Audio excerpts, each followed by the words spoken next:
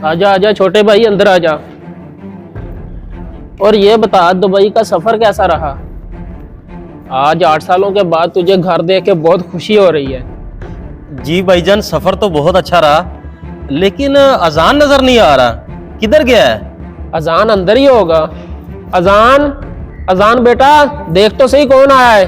तेरे चाचू आए हैं बेटा। वाह भाईजान वाह, माशाल्लाह, घर तो काफी अच्छा बना लिया आपने। अस्सलाम वालेकुम चाचू, कब आए हैं आप? वालेकुम अस्सलाम बेटा, मैं अभी आया हूँ। माशाल्लाह, मेरा प्यारा भतीजा कितना बड़ा हो गया है। और छोटे भाई, तू कमजोर बहुत हुआ पड़ा है, क्या मसला है? खाना शाना टाइम पे नहीं खाता क्या?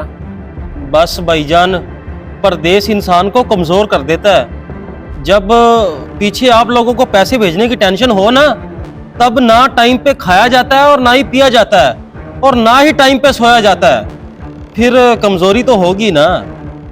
सही बात है छोटे भाई। ये बता, छुट्टी कितनी आया है तू? बस भाईजान, अब पक्का पक्का ही आ गया हूँ, अब नहीं जाना दुबई।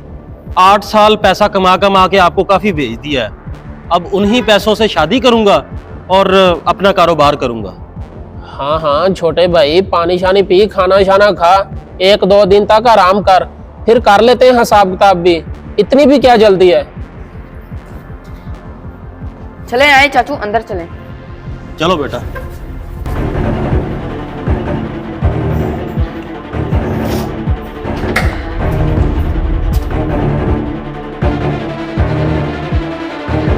बड़ी खुशी हुई तुझे इतने सालों बाद अपने मुल्क देखकर।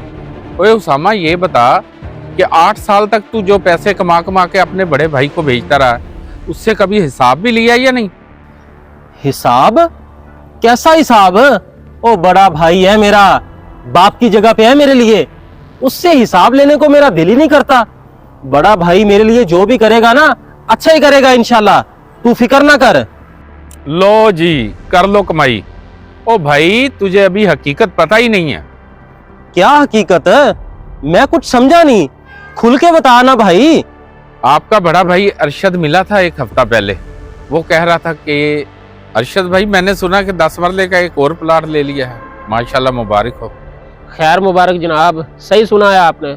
बस वो छोटा भाई पैसे भेजी जा रहा है और मैं प्रॉपर्टी खरीद के अपने नाम करवाई जा रहा हूँ। अच्छा, सारी प्रॉपर्टी आपने अपने नाम ही करवाई है, उसका हिस्सा नहीं देना क्या? हाँ हाँ, सारी प्रॉपर्टी अपने नाम ही करवाई है, और उसके नाम क्यों करवानी? अब जाए जिधर मर्जी वो। नहीं यार, ये गलत बात है। वो छोटा भाई है आपका, उस बेचारे ने 8 साल मेहनत कर करके पैसा आपको भेजा, और आज आप उसके साथ ऐसा करो, ये अच्छी बात नहीं है। ओ भाई, तू मुझे ना समझा, मेहरबानी तेरी। तो ये सब कह रहा था आपका भाई। मैंने अपने बड़े भाई को बाप का दर्जा दिया था, लेकिन मेरा बड़ा भाई मेरे साथ इस तरह करेगा, मैंने ये सोचा नहीं था। मुझे ये उम्मीद नहीं थी बड़े भाई से। मैं जाके करता हूँ बात भाई से।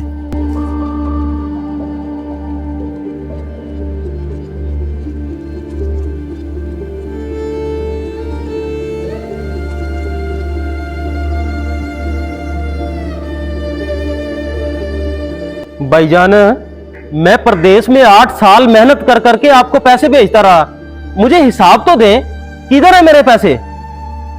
छोटे भाई, अभी तुझे आए 2 दिन नहीं हुए और तू हिसाब किताब की बातें कर रहा है। 2-4 दिन दोस्तों के साथ घूम फिर, एंजॉय कर, फिर हिसाब किताब भी कर लेंगे पागल। भाईजान, मैंने घूम फिर लिया दोस्तों के साथ, अब मुझे हिसाब चाहिए। मैं जो 8 साल आपको पैसे भेजता रहा हूं, किधर है वो? मैंने अपनी शादी भी करनी है और घर भी बनाना है। अगर ऐसी बात है तो जा, मैं नहीं देता हिसाब किताब, जो करना है कर ले।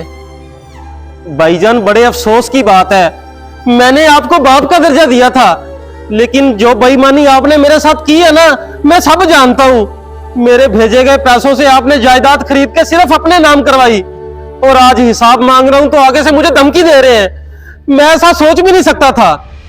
हाँ हाँ, धमकी ही दे रहा हूँ। अपना सामान उठा और जा यहाँ से, मेरे पास कोई हिसाब नहीं है। सही है भाईजान, सही है, पैसा तो हाथों की मैल है, और कमाया जा सकता है, लेकिन आप अपना मुखलिस भाई खो दोगे, बाकी आपसे अल्लाह पूछेगा। अगर आपका परदेसी भाई मेहनत कर करके पैसा आपको घर भेज रहा है, तो उसकी ईमानत में खयानत मत करें। पैसा तो सिर्फ हाथों की मैल है और आ जाएगा, लेकिन ऐसा करने से आप अपना मुखलिस रिश्ता खो दोगे। अगर आपको हमारा ये मैसेज पसंद आया हो तो इसको सदका जारिया समझकर ज़रूर शेयर करें। क्या पता आपका एक शेयर किसी की इस्लाह कर दे।